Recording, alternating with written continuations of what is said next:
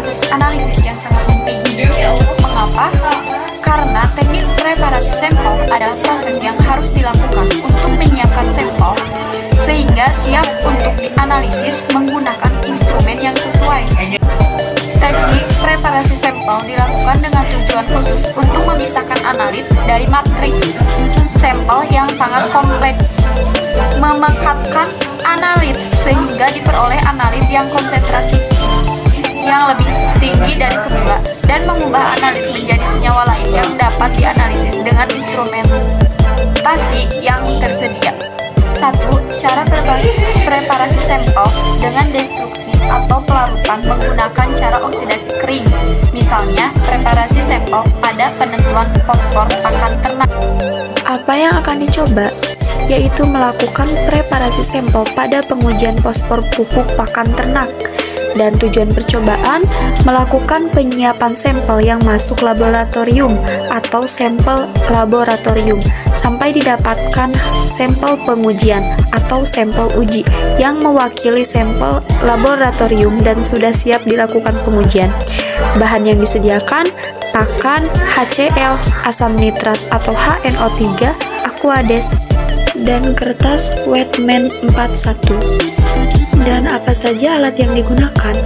Yaitu ada neraca analitik, spatula, kuas pembersih, cawan porselin, lampu bunsen atau spiritus, korek api, kaki 3, tanur atau muffler, gelas ukur 100 ml, corong, kertas Wetman 41, Erlenmeyer, stopwatch atau pengukur waktu, labu ukur 200 ml.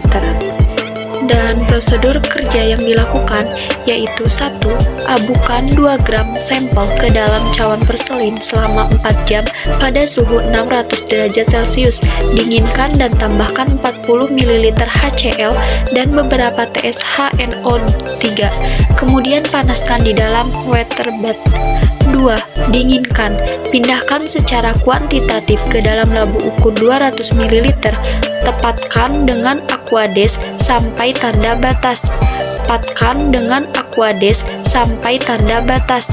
Saring dan tampung aliquot yang mengandung 0,5 sampai 1,5 mg P dalam 100 ml labu ukur.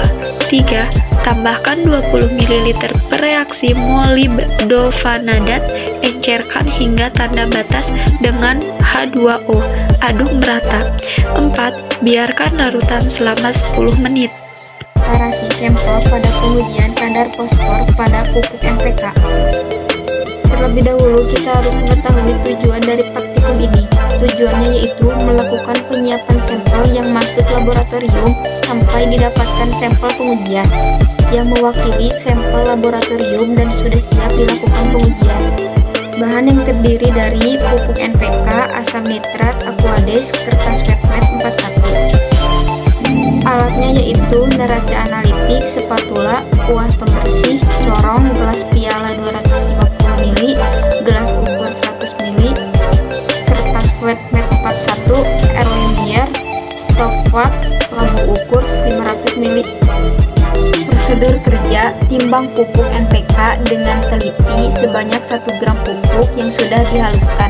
Kemudian masukkan ke dalam gelas piala 250 ml. Tambahkan 20 sampai 30 HNO3. Didihkan perlahan-lahan selama 30 sampai 40 menit untuk mengoksidasikan bahan yang mudah teroksidasi. Kemudian dinginkan. Tambahkan 50 ml air suling dan didihkan beberapa menit dan kemudian dinginkan. Pindahkan ke dalam labu ukur 500 ml dan tempatkan dengan air suling sampai tanda terak dan homogenkan. Saring dengan kertas saring Wetman 41. Tampung ke dalam labu ukur.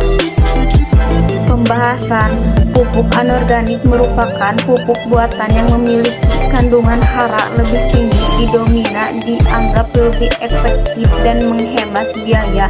Salah satu jenis pupuk anorganik ialah pupuk NPK yang mengandung unsur hara, nitrogen, fosfor, dan kalium.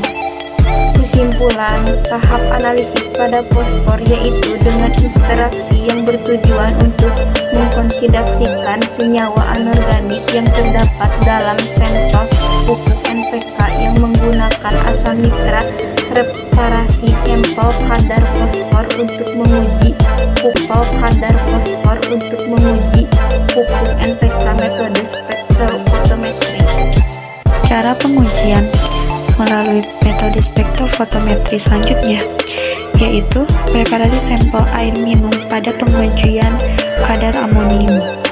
Apa yang akan dicoba, yaitu melakukan preparasi sampel air minum pada pengujian klorida, dan tujuannya melakukan penyiapan sampel yang masuk laboratorium atau sampel laboratorium sampai didapatkan sampel pengujian atau sampel uji yang mewakili sampel laboratorium dan sudah siap dilakukan pengujian.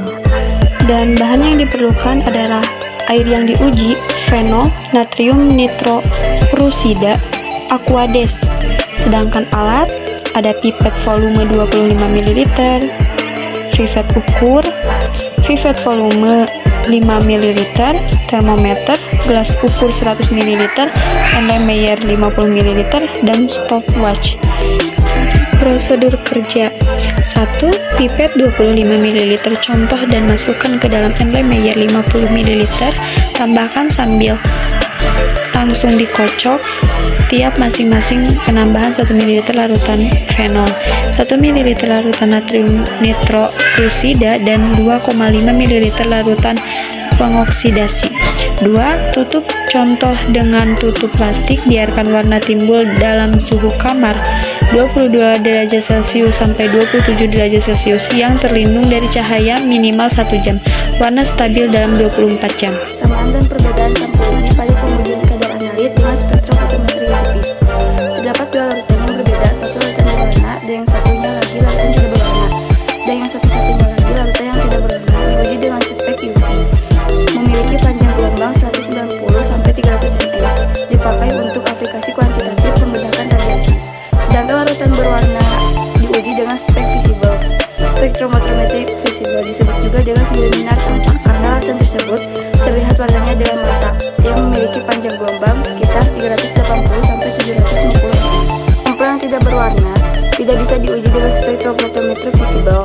Jika ingin digunakan sampel yang tidak ada warna, harus diberi dulu warna atau dibuat berwarna dengan menambahkan reagen yang spesifik. Ada reagen form. Persamaan spektrometri UVP dan visible memiliki panjang gelombang sama digunakan untuk frekuensi sampel. Sekian